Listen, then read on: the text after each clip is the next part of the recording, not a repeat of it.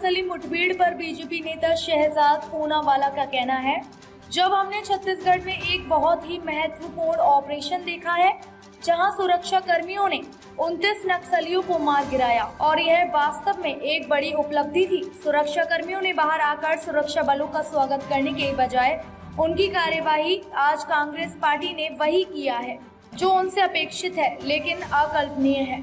वह बाहर आते हैं और दावा करते हैं कि नक्सली मूल रूप से शहीद है और वह इस पर सवालिया निशान उठाते हैं। सुरक्षा कर्मियों की बहादुरी। सबसे पहले सेना का अपमान, सुरक्षा बलों का अपमान, आतंकी मेरे भाईजान, क्या यही कांग्रेस पार्टी की बन चुकी है पहचान? क्या यही इंडिया अलायंस की बन चुकी है पहचान? मित्रों, हमें पता है कि कांग्रेस पार्टी का एक लंबा और पुराना चरित्र और डीएनए रहा है। They have a long history, जहां पर उन्होंने दल हित को देश हित के ऊपर और वोट बैंक नीति और अपने वोट बैंक की सुरक्षा को राष्ट्र नीति और राष्ट्रीय सुरक्षा के ऊपर हमेशा रखा है और लिहाजा राष्ट्र नीति के मुद्दों पर ओछी सियासत और राजनीति करना यह कांग्रेस का चरित्र बन चुका है। और चाहे इसमें आतंकियों की, उग्रवादियों की पैरवी भी क्यों ना करनी पड़े, तो कांग्रेस इससे पीछे नहीं हटती।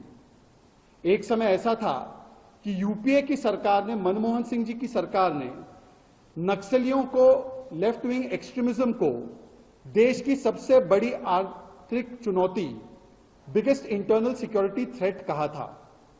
उस समय पर आपको यह बयान डॉक्टर मनमोहन सिंह जी का याद भी होगा।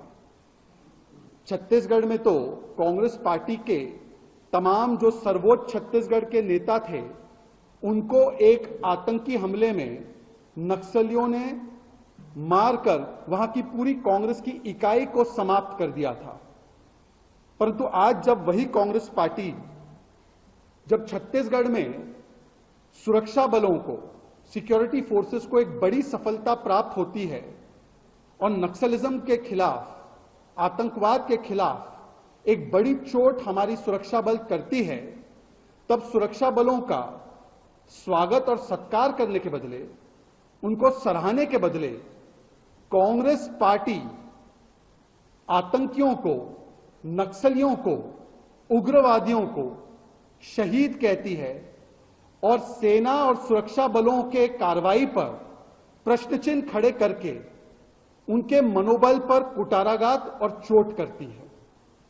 Today, when we have seen a very important operation that has taken place in Chhattisgarh, where 29 Naxalites, terrorists, were eliminated by the security personnel, and this was indeed a big achievement for the security forces.